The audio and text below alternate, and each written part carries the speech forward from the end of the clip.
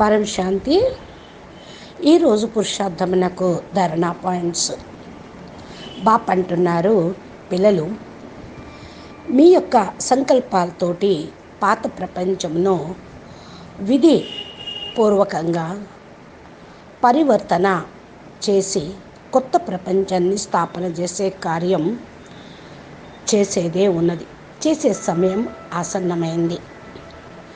అనగా ఆత్మలందరి యొక్క కోరిక అలౌకిక లౌకిక ప్రపంచం యొక్క కోరికలను తీర్చటం. కల్పవృక్షం లాగా మీరు అయ్యి తమ తమ ధర్మంలో నెంబర్ వారుగా సెట్ అయిపోయినటువంటి వాళ్ళని ఆ యొక్క లెక్కానుసారంగా సత్యుగంలోకి వస్తూ ఉంటారు. అందుకని ఈ సమయంలో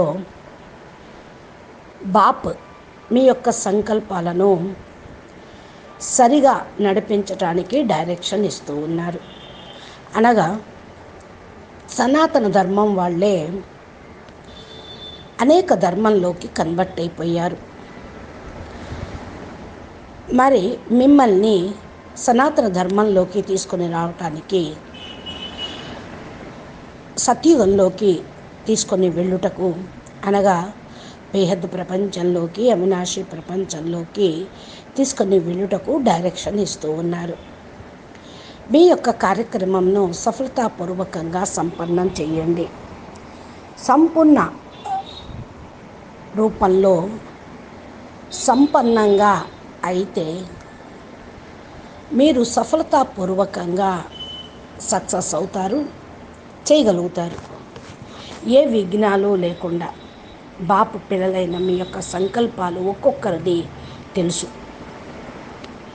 జీవన్ముక్తి ఆత్మలు సర్వాత్మల యొక్క కళ్యాణం చేయగలుగుతారు అని. ఎంతవరకైతే మీరు స్వయం మీ యొక్క తనువు, మనసు, ధనము, సమయం, సంకల్పం, సంపర్కం అన్నిటి నుండి కూడా బయటపడితే, ఏ ప్రాబ్లమ్స్ లేకుండా ఉంటే 100% నిర్బంధనంగా అయ్యి సేవ చేయగలుగుతారు. లేకపోతే సంపన్నంగా కాలేరు, ఇచ్ఛాముక్తిగా కూడా కాలేరు. అనగా 100% సంతృప్తి ఆత్మగా ఆత్మలందరి యొక్క కళ్యాణానికి నిమిత్తంగా అయ్యి పురుషార్థం చేయాలి. దీనితో పాటు ఒక్కొక్క జ్ఞానవంతులు, బుద్ధివంతులు యొక్క ఆత్మలు విధిపూర్వకంగా యుక్తియుక్తంగా తమ కార్యాన్ని సంపన్నం చేస్తారు. ఎందుకంటే ఈ యొక్క కార్యమును మీరు తప్ప ఇంకెవ్వరూ చేయలేరు. ఇది చిన్న పెద్ద కార్యం కాదు. ఆత్మలందరికీ ముక్తి, జీవన్ముక్తి యొక్క వారసత్వంను ఇచ్చేది అది నెంబర్ వారీగా. కనుక పిల్లలు బాపు యొక్క ఒక్కొక్క మాట పైన నిశ్చయాన్ని పెట్టుకోండి.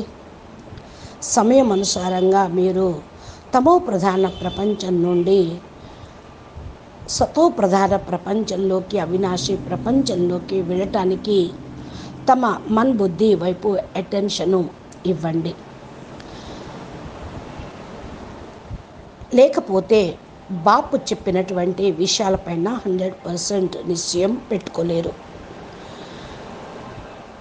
బయట బాహ్య ప్రపంచంలో అటెన్షన్ ఇవ్వకుండా బాపు పైన 100% నిశ్చయం పెట్టుకొని ఖుషీగా ఉత్సాహ ఉల్లాసంతో ముందుకు వెళ్ళండి.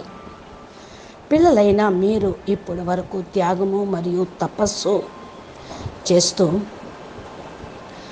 బాప్ మీ యొక్క సీట్లో సెట్ అయ్యే విధంగా చేస్తారు. తర్వాత మీ యొక్క తనువు, మనసు, సమయం, సందర్భం, సంపర్కము అన్ని వైపులా కూడా ఏ ప్రాబ్లం రానికుండా చేస్తారు. ఇక ముందు మీకు ఆనందమే ఆనందం ఉంటుంది. ఈ ప్రాబ్లమ్స్ మీ అనుభవంలోకి వస్తున్నాయి. అనుభవాలు పెంచడం కోసమే. మీరు అనుభవీ మూర్తులుగా మిమ్మల్ని తయారు చేస్తూ ఉన్నాయి. దీనితో పాటు సమయంను మీకు డైరెక్షన్ ఇస్తూ ఉన్నారు. మీ యొక్క బుద్ధి అనే పెట్టెలో బాపూజీ ఇచ్చినటువంటి డైరెక్షన్ని సంభాళించుకొని పెట్టుకోండి. జాగ్రత్తగా జ్ఞాపకం తెచ్చుకోండి, పెట్టుకోండి. ఇవి రాబోయేటువంటి సమయంలో మీకు చాలా ఉపయోగపడతాయి. అచ్చా, పరం శాంతి. నమస్తే, ధన్యవాదాలు. బేహద్ కే బేహద్ పరం పరం పరం. మహాశాంతి హై, మహాశాంతి హై, మహాశాంతి హై. నమస్తే.